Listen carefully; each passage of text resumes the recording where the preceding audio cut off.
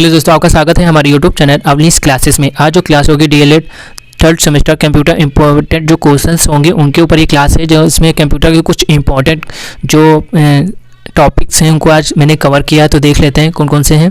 तो जो पहला है वो प्रोटोकॉल है, तो ये पढ़ लेते हैं क्या होता है। यह कुछ रूल्स होते हैं जिनके द्वारा दो कंप्यूटर आपस में डाटा या इंफॉर्मेशन को इंटरनेट में एक दूसरे के साथ आदान प्रदान करते हैं। जैसे आपका ये कंप्यूटर हो गया प्रोटोकॉल, और क्या शेयर करते हैं, डाटा इंफॉर्मेशन शेयर करते हैं दूसरे कंप्यूटर में। Protocols are the set of rules which governance the internet. जैसे एग्जांपल देख लेते हैं, प्रोग्रामिंग लैंग्वेज को लिखते समय कुछ रूल्स को फॉलो करके ही प्रोग्राम लिखा जाता है ताकि कंप्यूटर उसे अच्छी तरह कंपाइल कर सके। ठीक है, इसके बाद सेकंड जो टॉपिक है वो मॉडेम है, तो ये भी देख लेते हैं क्या होता है। यह एक डिवाइस या प्रोग्राम है जो कंप्यूटर डाटा को संचारित फैलाने कहते हैं, संचारित करने में सक्षम होता है। उदाहरण जैसे टेलीफोन या केबल लाइन या एक हार्डवेयर डिवाइस होते हैं। ठीक है, जो एनालॉग या डिजिटल डाटा के बीच वास्तविक समय में दो तरफा नेटवर्क संचार के लिए परिवर्तित होता है। या कंप्यूटर या राउटर्स होते हैं, राउटर्स को ब्रॉडबैंड नेटवर्क से जोड़ता है। जो इंटरनेट आता है जैसे कि जियो फाइबर हो गया, एयरटेल फाइबर हो गया, जो ब्रॉडबैंड होते हैं, जो वाईफाई होते हैं, उनसे कनेक्ट किया जाता है। इसके बाद थर्ड है कि कंप्यूटर की भाषाएं कौन कौन सी होती हैं, भाषाएं देख लेते हैं। तो कंप्यूटर अनेक भाषाएं होती हैं, इनके अपने संकेत होते हैं जो क्रिएटर्स होते हैं का प्रयोग करते हैं के नियम होते हैं जो कि मनुष्य को कंप्यूटर से कनेक्ट होने में मदद करते हैं। जैसे कि कंप्यूटर लैंग्वेज, ठीक है, कंप्यूटर लैंग्वेज जैसे कि एक होती है मशीन लैंग्वेज और दूसरी होती है असेंबली लैंग्वेज। इन दोनों को ही हम देख लेते हैं। मशीनी भाषा जिसको कहते हैं, मशीन लैंग्वेज को मशीनी भाषा कहा जाता है। ये देख लेते हैं क्या होता है, जिसमें केवल 0 से 1-2 अंकों का प्रयोग होता है। या बाइनरी लैंग्वेज होती है तथा कंप्यूटर की आधारभूत भाषा होती है। एग्जाम्पल लेते हैं कैलकुलेटर जो जोड़ घटाना जिसमें करते हैं, जो आपके मोबाइल में भी अब है। ठीक है, जो आते थे पहले अभी आता है, उसको कहते हैं। असेंबली भाषा किसको कहते हैं, तो यह प्रोग्रामिंग भाषा को होती है जिसमें अंकीय संकेतों के स्थान पर अक्षर व चिन्ह का प्रयोग किया जाता है, अतः इसे असेंबली भाषा कहते हैं। और कंप्यूटर के गुण देख लेते हैं। गति, शुद्धता, जिसको गति को स्पीड कहते हैं, शुद्धता को तो एक्यूरेट मतलब एकदम सही जो होता है, सटीक करना। डिलीजेंस लागन होता है, जो कैपेसिटी नेविस्टेड, और ये होता है चंचलता, भंडारण क्षमता, स्टोरेज कैपेसिटी। ठीक है, और इसके बाद होता है 6 है रिमेम्बरिंग पावर, जिसको याद करने की क्षमता भी कहते हैं। और मेमोरी, जिसको याददाश्त कहा जाता है कंप्यूटर का।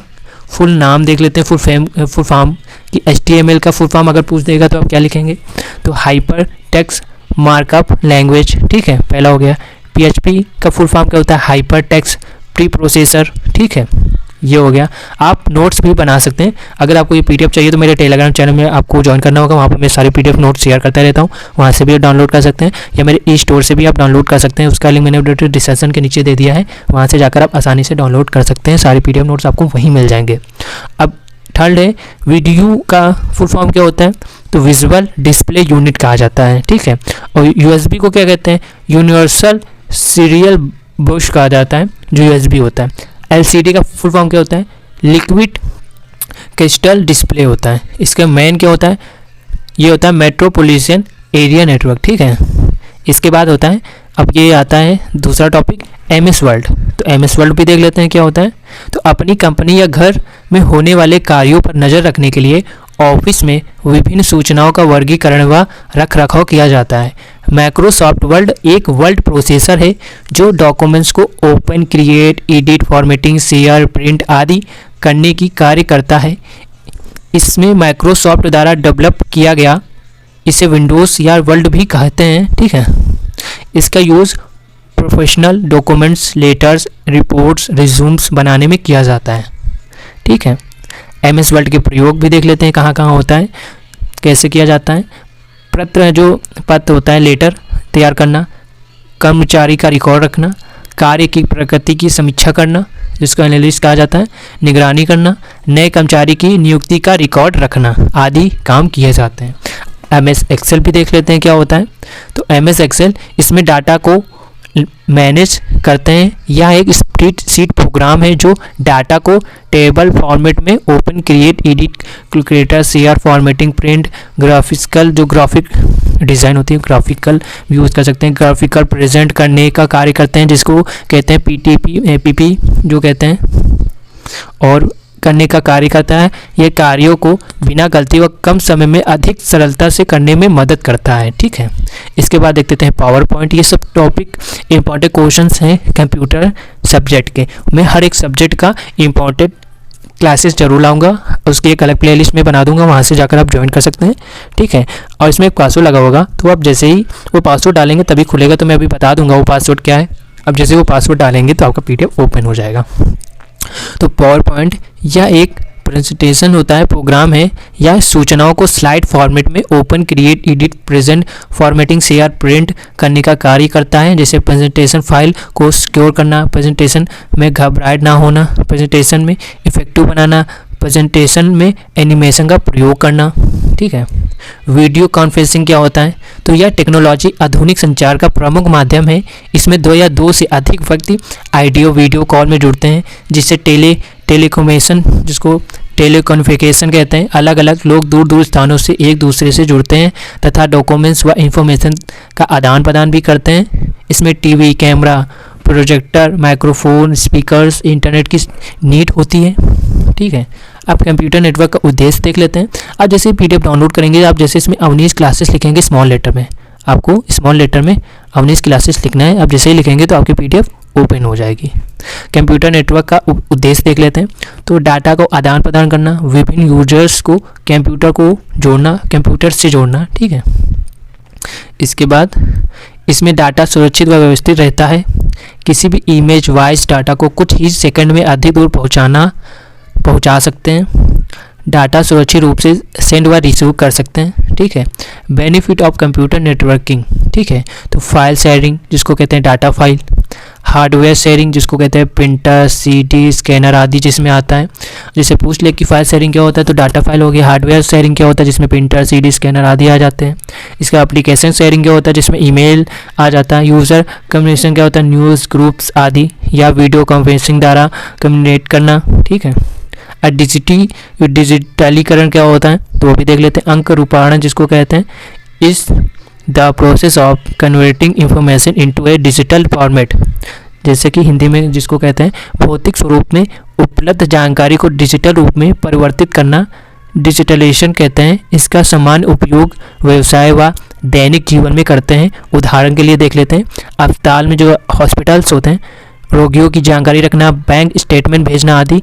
इंटरनेट, इसके माध्यम से कोई भी डाटा की सूचना संबंधित आंकड़े देखे जा सकते हैं या रिसाइबल पारदर्शी होते हैं। इसमें कॉर्पोरेशन को कम किया जाता है, जो घोटाले होते हैं कॉर्पोरेशन वो कम किए जा सकते हैं। इसके बाद है मल्टीमीडिया। ये भी क्वेश्चन बहुत इंपॉर्टेंट होते हैं, पूछ लेते हैं कि मल्टीमीडिया क्या है, संक्षेप में वर्णन कीजिए। तो किसी बात या सूचना को शब्द, ध्वनि, ग्राफिक, चित्र, एनिमेशन के माध्यम से एक साथ संपादित करना मल्टीमीडिया कहलाता है। मल्टीमीडिया के लिए आवश्यक सॉफ्टवेयर व हार्डवेयर कौन कौन से होते हैं, तो CD-ROM device, microphone, camera, multimedia software, sound card. ठीक है, इसके बाद है compute device, read only memory. ठीक है, इसके बाद CD-ROM देख लेते हैं क्या है, तो CD-ROM इसका प्रयोग म्यूज़िक के लिए किया जाता है, जिसका आकार 650 MB का होता है। इसके माध्यम से डाटा को संग्रहित व पढ़े जा सकते हैं। इसका प्रयोग वीडियो प्लेयर में भी करते हैं। इसके डाटा को चेंज या मिटाया नहीं जा सकता है। ठीक है, ICT का प्रयोग इन ऑफिस, ये बहुत इंपॉर्टेंट क्वेश्चन है, ये आ भी सकता है, जिसको कहते हैं इंफॉर्मेशन कम्युनिकेशन टेक्नोलॉजी, सूचना व संचार औद्योगिकरण। इलेक्ट्रिक डिवाइस जिसमें आते हैं आपस में इंटरनेट या अन्य नेटवर्क से जुड़ी होती हैं, जो कम्युनिकेट करने में मदद करती हैं। इसमें हम कोई भी जानकारी मोबाइल पर भेज खो सकते हैं तथा सेल, वीडियो कॉल, जैसे कॉल्स हो गई, वीडियो कॉल्स हो गई, ईमेल, FB, व्हाट्सएप के माध्यम से बातचीत करते हैं। उसे ये किसके अंडर में आता है, इंफॉर्मेशन ऑफ कम्युनिकेशन टेक्नोलॉजी के अंदर आता है। ICT सूचनाओं को स्टोर, ट्रांसमिट, रिसीव, मैनिपुलेट या रिस्टोर, रिटेलिंग, रिव्यूज़ आदि करता है। ICT के माध्यम से व्यापार करना आसान हो गया है। यदि हमें यही सच्ची सही सूचना मिले तो हम प्रोडक्शन को बढ़ा सकते हैं, अधिक लाभ ले सकते हैं, या किसी भी संस्था का हार्ट होता है। फाइल डाटा इम्पोर्टेंट डॉक्यूमेंट्स के रखरखाव में मदद करता है। इसकी सॉफ्ट कॉपी को CD या DVD में भी रख देते हैं, PD जिसको कहते हैं, जिसको पेन ड्राइव कहा जाता है फुल फॉर्म। और हैकर्स क्या होते हैं? तो कंप्यूटर सुरक्षा वह व्यक्ति जो किसी अन्य व्यक्ति संस्था की निजी जानकारियों को चुरा उसका दुरुपयोग करता है या बहुत ही चालाक व कुशल प्रोग्रामर होते हैं। इसे प्रोग्रामिंग की अच्छी नॉलेज होती है। ये कंप्यूटर के घेरे लॉक को तोड़कर उसकी जो अंदर की कमांड होती है अपने हाथ में ले लेते हैं। ये राजनीति या कलात्मक कारणों से प्रेरित होते हैं। इंटरनेट के प्रमुख भाग कौन कौन से होते हैं? जैसे तो नेटवर्क होता है, उपग्रह, मोडम, मुख्य सूचना कंप्यूटर, केबल नेटवर्क, ठीक है। एजुसेट क्या होता है? यह उपग्रह है जो शैक्षिक कार्यक्रमों का प्रसारण करता है। जैसे एग्जांपल GSAT-3 2004 में स्थापित कृत्रिम या पाठशाला स्तर से उच्च शिक्षा तक सुदूर शिक्षा के लिए बना है। उद्देश्य क्या है इसके लिए? तो उद्देश्य देख लेते हैं। शिक्षा सेवा प्रदान करना, दूरस्थ शिक्षा को प्रभावशाली बनाना, ग्रामीण क्षेत्रों में शिक्षा का वैकल्पिक माध्यम है, शिक्षा का सौगड़ी विकास करना, ठीक है। इसके बाद ई लर्निंग क्या है? तो ऐसी शिक्षा जिसमें डिजिटल मीडिया व इलेक्ट्रिक डिवाइस का प्रयोग किया जाता है हो। इसका उद्देश्य विद्यार्थी के अनुभव, अभ्यास, ज्ञान को उच्च स्तर तक ले जाना है, ठीक है। टेलीकॉन्फ्रेंसिंग के प्रकार कितने होते हैं? तो कंप्यूटर टेलीकॉन्फ्रेंसिंग होता है, दृश्य श्रवण होता है। इसके बाद ऑनलाइन चैटिंग के लाभ क्या होते हैं? इसमें दो या दो से अधिक लोग इंटरनेट के माध्यम से एक दूसरे से टेक्स्ट, ऑडियो, वीडियो, ईमेल द्वारा बात करते हैं। इसे इंटरनेशनल कोरियरेबल चैट भी कहते हैं, ठीक है। इसमें कम लागत लगती है या नॉन वर्बल कम्युनिकेशन की सुविधा प्रदान करता है, या तत्काल मीडिया शॉर्ट नोटिस मीटिंग में सक्षम करता है। दूर दूर बैठे लोग एक साथ मीटिंग करते हैं, लिखित सूचना भेजी और प्राप्त की जा सकती है, ठीक है। इंटरनेट के फायदे व नुकसान देख लेते हैं क्या है। तो सर्च इंजन की मदद से जानकारी मिनटों में मिल जाती है। मीलों दूर बैठे लोग घंटों बात कर सकते हैं। ईमेल व चैटिंग द्वारा कम्युनिकेशन करते हैं। फिल्म, गेम्स, सॉन्ग्स आदि डाउनलोड कर सकते हैं या अपलोड कर सकते हैं। ई शॉपिंग, ई टिकट, ई बैंकिंग, ई पेमेंट की सुविधा का लाभ उठा सकते हैं। नुकसान भी देख लेते हैं। फायदे हैं तो नुकसान भी होते हैं। तो सामाजिक मेल मिलाप समाप्त होने से रिश्तों से दूरियां आ गई हैं। अब छीनी ईमेल आते हैं। पर्सनल इंफॉर्मेशन चोरी होती है। ग्लोबल वार्मिंग बढ़ती है तथा CO2 का स्तर बढ़ता है। अधिक मात्रा में विद्युत ऊर्जा बर्बाद होती है। मानसिक तनाव व बीमारियां बढ़ती हैं। ई बुक देख लेते हैं क्या होता है। तो डिजिटल रूप में उपलब्ध पुस्तकों को कंप्यूटर, मोबाइल आदि डिवाइस की मदद से पढ़ा जा सकता है। टेक्नोलॉजी की दुनिया में ई बुक की मांग तेज़ी से बढ़ती जा रही है। जैसे इसमें ऐप आया है कुकू FM, ये एक ऑडियो बुकिंग है जो बुक को ऑडियो में कन्वर्ट करता है। एग्जाम्पल में ये लिख सकते हैं, ठीक है।